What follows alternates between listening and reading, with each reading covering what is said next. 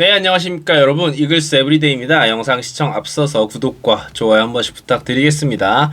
자, 한화 이글스가 지난 몇 년간 굉장히 고생했던 부분, 가장 취약했던 포지션 바로 외야입니다. 그런데 이제 그 어느 때에 비해서 올 시즌 확실히 외야 뎁스가 좋아진 부분이 눈에 띄는 것 같습니다. 외야의 뎁스를 많이 수집했음에도 불구하고 지금 2024 시즌을 앞두고 한화 이글스의 외야에는 고민이 있습니다. 중견수가 누구냐? 자, 한 명씩 그러면 살펴보도록 하겠습니다. 우선 페라자 선수입니다.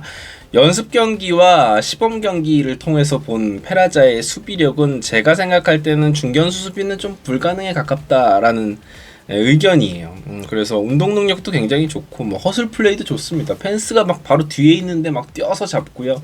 몸을 아끼지 않는 플레이를 한다. 젊은 선수이기 때문에 또 워낙 이제 운동신경이 좋은 남미 쪽의 선수이기 때문에 뭐 그런 어떤 신명나는 플레이를 하는 것은 확실히 있습니다. 이 선수가 뭐 호수비를 했을 때 기세가 올라가는 것도 있지만 기본적으로 이제 글러브를 사용하는 것에 있어서 안정감을 주는 선수는 아니다라는 생각이 들어요. 그렇다 보니까 중견수 수비는 한번 이렇게 평범한 외야 플라이가 떴는데 그걸 놓쳐버리면 김이 새게 되고 경기를 그르칠 수가 있는 부분이기 때문에 웬만해서는 페라자 선수를 중견수로 기용하기는 쉽지 않아졌다라고 생각합니다. 저는 내부적으로는 불가 판정이 났을 거다라고 생각을 해요.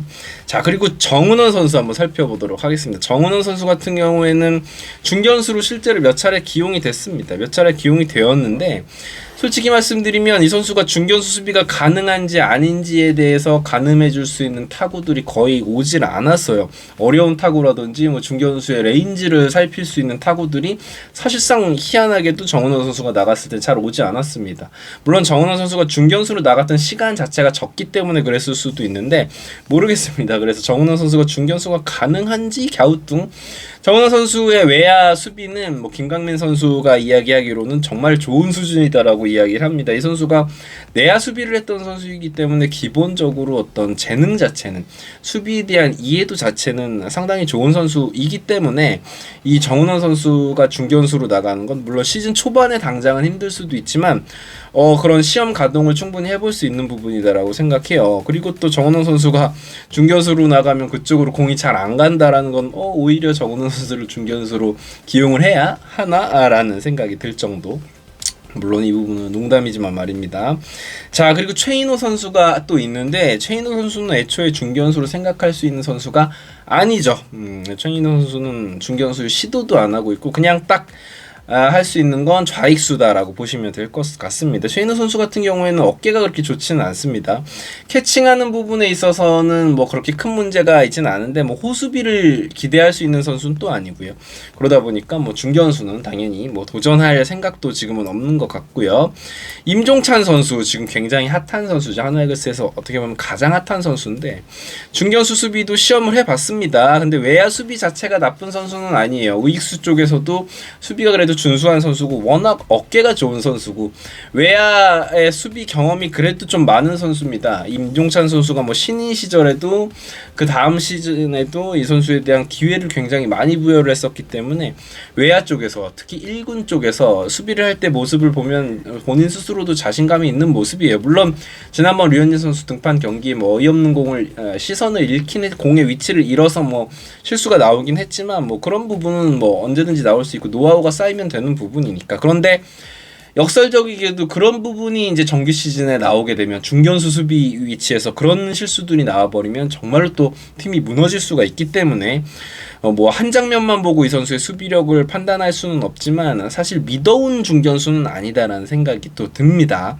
그래서 이제 김강민 선수를 경기 후반에 대타와 대수비로 쓴다라고 가정을 하면 경우에 따라서 우투수 상대할 때는 임종찬 선수가 중견수로 나오고 좌투수를 상대할 때는 이진영 선수를 쓰는 가능성도 있지 않을까 살짝 싶습니다.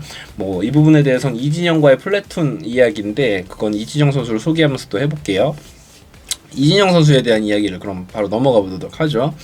가장 사실 중견수 수비 쪽에 안정된 선수는 이진영 선수입니다. 지금 김강민 선수는 좀 제외하고 이야기를 할게요. 김강민 선수는 아무래도 이제 플레잉 타임이 많이 남은 선수는 아니니까요. 그래서 수비력 자체로만 보면 이진영 선수가 이 중에서는 가장 앞선다. 지난 시즌 KBO 전체를 놓고 봐도 외야 수비 이 수비 지표에서는 3, 4위권을 기록했던 선수니까 말이죠. 물론 우익수로 주로 많이 뛰었었죠. 그래서 보살이 많기 때문에 또 그런 지표가 많은 것도 있고요. 높이 평가받는 부분도 있고요. 그래도 이제 이진영 선수 같은 경우에는 이제 발도 빠르고 이 중에서는 또 임종찬 선수보다도 더 외야에서의 경험이 많죠. 지난 시즌에도 거의 뭐 절반 이상가량을 시즌을 소화하면서 외야수로 나왔기 때문에 말이죠.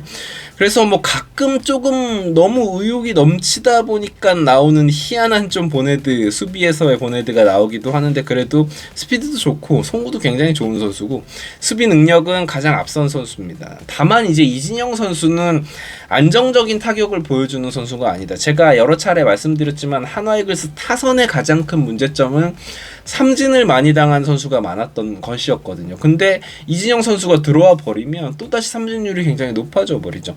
지금 하주석 선수가 있기 때문에 하주석 선수도 정규 시즌 들어가면 지금 시범 경기 때는 잘하고 있지만 결국 또 이제 변화구 공략을 많이 할 거거든요. 상대 선수들이. 그러면 헛스윙 삼진이 늘어날 수밖에 없습니다.